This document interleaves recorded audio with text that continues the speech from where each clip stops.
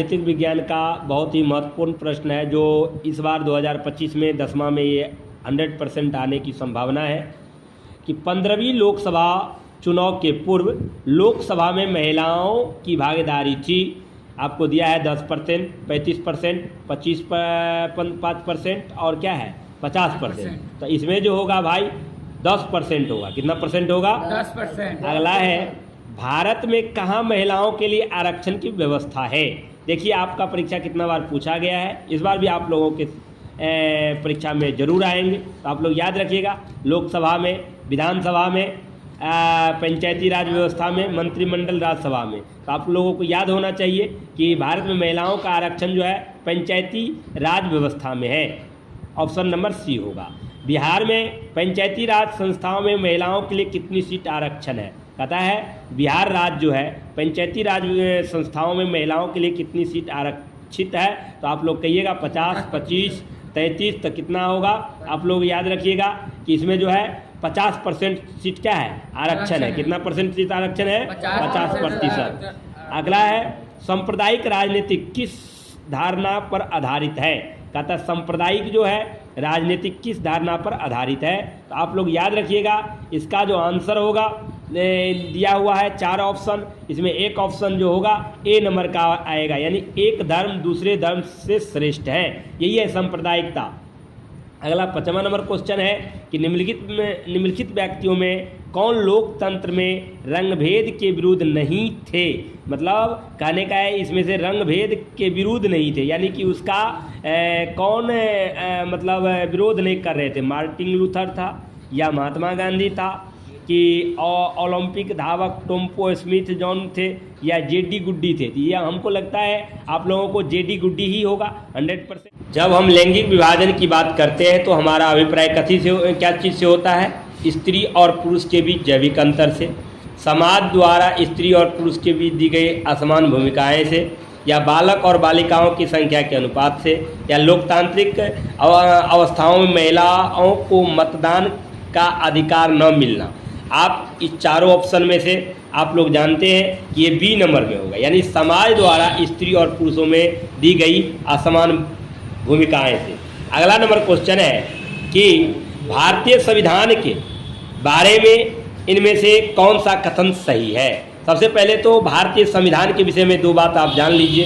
भारतीय संविधान के निर्माता है डॉक्टर भीमराव अंबेडकर। संविधान को बनने में 2 वर्ष 11 महीना 18 दिन लगा, ये आप लोग जानते ही होंगे। चलिए क्वेश्चन पे आ जाते हैं। भारतीय संविधान के बारे में कौन सा कथन सही है? तो पहला नंबर ऑप्शन में है यह धर्म के आधार पर भेदभाव की मनहानि करता है। यह एक धर्म की राजकीय धर्म बनाता है। सी नंबर में कहा है लोगों को कोई भी धर्म मानने की आज़ादी नहीं है। महिलाओं में मतदान के अधिकार का अभाव है। आप 4 ऑप्शन में से एक ऑप्शन आपको चूज करना है। तो आप जानते होंगे एक ऑप्शन यानी ए नंबर होगा। यह जो है भारतीय संविधान धर्म के आधार पर भेदभाव की मनाही करता है। क्या कहता है? मनाही करता है। याद रखिएगा ये सबसे वीवीआई क्वेश्चन ये है कि अंतर्राष्ट्रीय महिला दिवस, सबसे वीवीआई क्वेश्चन ये है कि अंतर्राष्ट्रीय महिला दिवस जो मनाया जाता है 7 मार्च, 9 मार्च, 8 मार्च, 10 मार्च, तो आपको याद होना चाहिए अंतर्राष्ट्रीय महिला दिवस जो मनाया जाता है कब मनाया जाता है? 8 मार्च को। कौन मार्च को? 8 मार्च को। बी नंबर होगा। सांप्रदायिक राजनीतिक आधारित है, धर्म पर, क्षेत्र पर, जाति पर, इनमें से कोई नहीं। आप लोग जानते होंगे सांप्रदायिक राजनीतिक जो है धर्म पर है। कभी पर है बाबू? ए नंबर पे। अगला नंबर है 16वीं लोकसभा में महिलाओं सदस्यों की संख्या कितनी थी? यानी 16वीं लोकसभा जो हुआ था उसमें महिलाओं की संख्या कितनी है? तो आप लोग याद रखिएगा 10 नंबर का जो ऑप्शन होगा, यानी 4 गो ऑप्शन दिया है तो ए नंबर ऑप्शन होगा। क्षेत्रवाद की भावना का एक कुपरिणाम है, यानी क्षेत्रवाद, ये 4 ऑप्शन दिया है। ए में दिया है अपने क्षेत्र से लगाव, बी में दिया है राष्ट्रहित, सी में दिया है राष्ट्रीय एकता और डी में दिया है अलगाववाद। तो आप लोगों को ध्यान में रखना होगा कि इसका ऑप्शन क्या होगा, यानी डी होगा, यानी अलगाववाद होगा। अंतर्राष्ट्रीय महिला दिवस को घोषणा किस संस्थान ने की है? देखिएगा अंतर्राष्ट्रीय महिला दिवस महिला दिवस की घोषणा किस संस्थान ने की है? तो याद रखिएगा आप लोग, अंतर्राष्ट्रीय महिला दिवस की घोषणा जो है संयुक्त राष्ट्र संघ ने किया है। कौन किया है भाई? संयुक्त राष्ट्र संघ ने। किस समुदाय ने ब्रुसेल्स में बहुमत का गठन किया? तो ये बहुत ही अच्छा क्वेश्चन है। तो आप ए नंबर का ऑप्शन जो है आप है फ्रेंच भाषा समुदाय, बी नंबर में है डच भाषा समुदाय, सी नंबर में है जर्मनी भाषा समुदाय और डी नंबर में है डेनिश भाषा समुदाय। तो आपको 13 नंबर का जो ऑप्शन होगा बी होगा, यानी डच भाषा समुदाय। अगला नंबर क्वेश्चन है बाबू 14 नंबर का क्वेश्चन है, राष्ट्रवादियों और यूके सरकार के बीच कब समझौता हुआ? मतलब राष्ट्रवादियों और यूके जो सरकार है दोनों के बीच समझौता कब हुआ?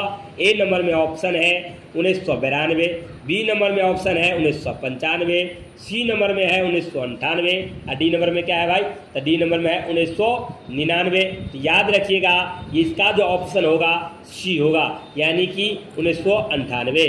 अगला नंबर क्वेश्चन आप लोग ध्यान रखिएगा, बहुत ही अच्छा क्वेश्चन है। निम्न में से किसने कहा कि धर्म को किसी भी राजनीतिक से अलग नहीं किया जा सकता है? ए नंबर में है आचार्य विनोबा भावे, बी नंबर में है महात्मा गांधी, सी नंबर में है सरोजिनी नायडू, डी नंबर में है राजेंद्र प्रसाद। अब बताइए 15 नंबर का क्वेश्चन, 4 ऑप्शन दिया है। 15 का जो क्वेश्चन होगा हमारे महात्मा गांधी के विषय में 1-2 बात जान लीजिए। इसके जन्मदिन 2 अक्टूबर को मनाते हैं। इसका जो मारा था उसका नाम था नाथूराम गॉडसे। इसके जिस दिन मारा उसको हम याद रखेंगे, उसको